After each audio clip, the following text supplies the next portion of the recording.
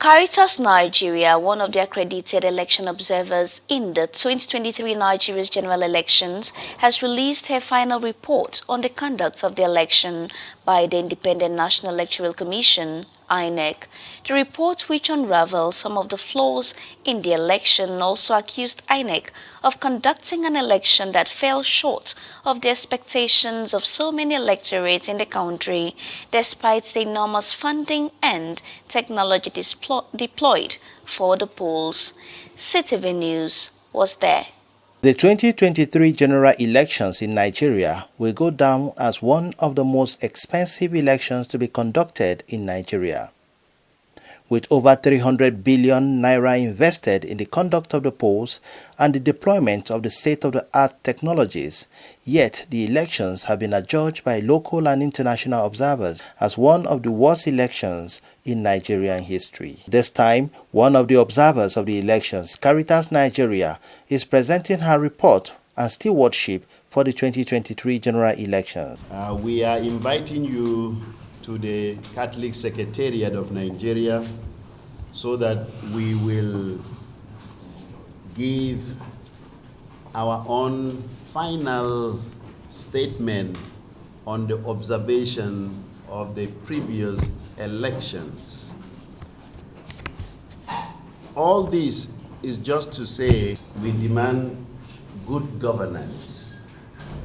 And good governance is about justice. And that is what necessitated the church to participate in observing the elections so that we can hold our elected officials accountable. The Executive Director of CARITAS Nigeria, Reverend Father Uchechukwu Obodechina, in his remarks made the position of the church known in the area of politics and good governance. The church is an important member of the society, and the church has a duty in conscience to ensure that the common good of all citizens are addressed and responded to by the government.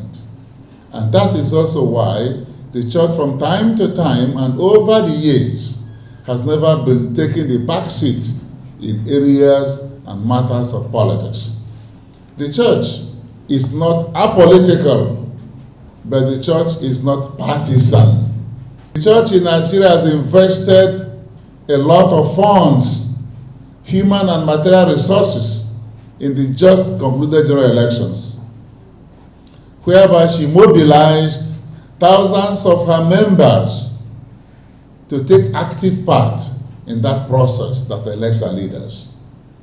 And then sent out also her members to go and observe the processes and report accurately to the entire Nigerian populace. The lead governance group of CARITAS Nigeria, Mr. Joseph Nkamuke, has this to say about the outcome of the elections. In our report for each state, we talk of arrival time of materials and officials, accreditation of voters, sorting of ballot, pasting of results from EC 60A, and then transmission of results as was promised by Inec, and as the status also says. We state it in all the elections, and then the incidences in all the 33 states and FCT. Now, we have to make this very clear because in our report, because all of us recall that it took about less than 48 hours for APT results, 17 local governments to arrive at Abuja, and about the same time for 44 local governments in Kano to arrive at Abuja. But it took almost 96 hours and above for the 6 area council results of Abuja to arrive at Abuja. Another problem is section 285, 6 and 7, which contradicts section 141 to 3 of the 2010 Kenyan Constitution. Ours says that you can be sworn in and use the money of the state to pursue your own litigations, which is very terrible. Now, in Kenya, you are given 1 week to file this, 2 weeks to settle. Kenya, population of Kenya is not like. It's a thing of joy to be seated here this morning to listen and to learn from the report that will be presented. Our wish from CARFOD is that we continue to stand firm with the church. We continue to journey with you in the process of rebuilding and ensuring that Nigeria as a country reaches the great heights that it is known for. Elections have come. Elections, people say, have gone.